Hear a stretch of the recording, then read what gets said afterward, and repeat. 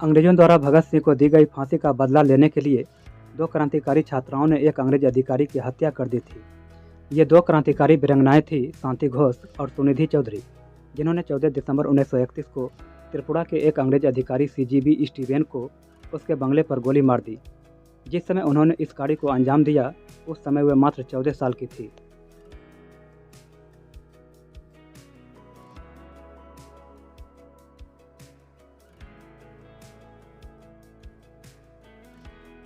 शांति घोष का जन्म 22 नवंबर 1916 को कलकत्ता में हुआ था और उनके पिता एक प्रोफेसर थे, और सुनिधि चौधरी का जन्म 22 मई 1917 को त्रिपुरा जिले के इब्राहिमपुर गांव के एक मध्यम वर्गीय हिंदू परिवार में हुआ था।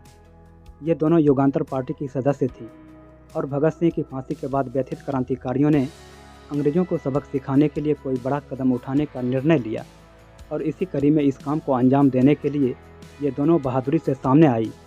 इन दोनों ने गोली चलाने का प्रशिक्षण लिया हुआ था।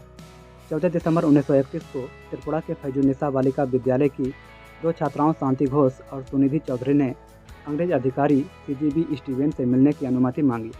कारण पूछने पर उन्होंने जवाब दिया कि वे दोनों लड़कियों की तैराकी प्रतियोगिता को लेकर स्टीवेन से कुछ बात करना चाहती हैं, और जैसे ही स्टीवेन से इन दोनों का सामना हुआ इन्होंने गोली चला दी। इन वीरांगनाओं का निशाना अचूक था। स्टीवेन वहीं मर गया और दोनों वीरबालाएं गिरफ्तार कर ली गई। दोनों को इस बात की उम्मीद थी कि उन्हें भी भारत माँ के लाल भगत सिंह की तरह फांसी पर झूलने का मौका मिलेगा, लेकिन वो दोनों उस समय नाबालिग थी, इसलिए दोनों को फांसी न देकर काले पानी की सज़ा दी गई। लेकिन यातनाएं देते समय अंग्रेजों ने उनकी उम्र का लिहाज नहीं किया, लेकिन दोनों वीरबालाओं ने हंसते हंसते सब यातनाएं सहन की।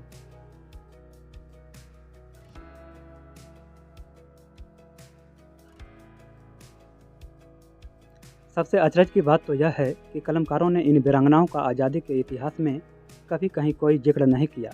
क्या सचमुच आज़ादी गांधी और नेहरू ने दिलवाई थी? तो भारत माँ की आज़ादी के लिए मर मिटने वाले ये दीवाने कौन थे?